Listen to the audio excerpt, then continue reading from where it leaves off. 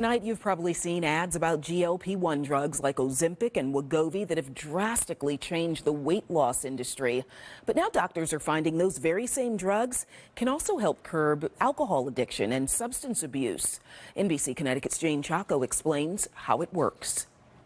GLP-1 drugs have been around since 2005, but were only FDA approved for type 2 diabetes. Some GLP-1s were more recently approved for weight loss, and now there's growing evidence it can do much more. It was a surprise to people. Here's an anti-obesity drug that's suddenly being, useful, could be useful for addiction, which is thought of as brain disorder.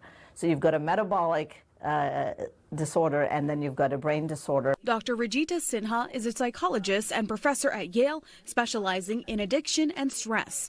She did a study looking at semaglutide, a GLP-1 drug, and its effect on people with obesity. And what we started to see is that people were reporting not wanting to drink, and just not be as interested in if they were smokers and sort of smoking. An even bigger study published this month in a medical journal called the BMJ found that GLP-1s effectively treated people with substance use disorders, leading to fewer emergency room visits, hospitalizations, and death. And so we think what's happening in the brain is that GLP-1 is influencing these motivational circuits, reward and motivational circuits that are dysregulated in addiction and with chronic alcohol use. Dr. Wajahit Mihal, also with Yale, studies liver damage. Using mice, he tested the effects of GLP-1s on drinking alcohol, finding that the mice drank less. And then the second important thing we found out, which is actually completely novel, is that even if they drink the same amount of alcohol, there's less injury to the liver. He says there isn't a medication on the market that does this, but he stops short of saying GLP-1s are the answer. He says the study must be replicated in humans first. And in general, I would say that these drugs are really quite exceptional, but they need to be understood.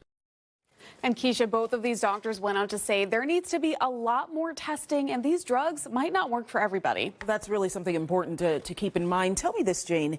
If these drugs are to be approved for addiction treatment, substance abuse treatment, do we know what that treatment would look like? So that's one of the questions that doctors have, is how much dosage do you give to someone who's struggling with a substance use disorder versus diabetes? And what are the long-term negative side effects? Because GLP-1s have been studied for decades, but that's for obesity and not addiction or weight loss, so that needs to be studied more closely and for longer. And it's really important to know, if you decide to take a weight loss drug, you should talk to your doctor first. Yeah, again, they all start it with diabetes. It's important, obviously, to speak with your doctor, as you said. Thank you, Jane Chaco.